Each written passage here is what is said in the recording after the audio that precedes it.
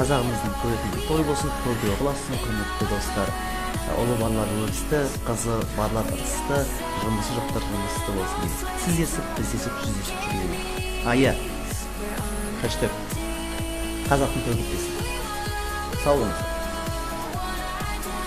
Я напоминаю, за этим столом сидят девушки, участницы конкурса «Хочу Виагру».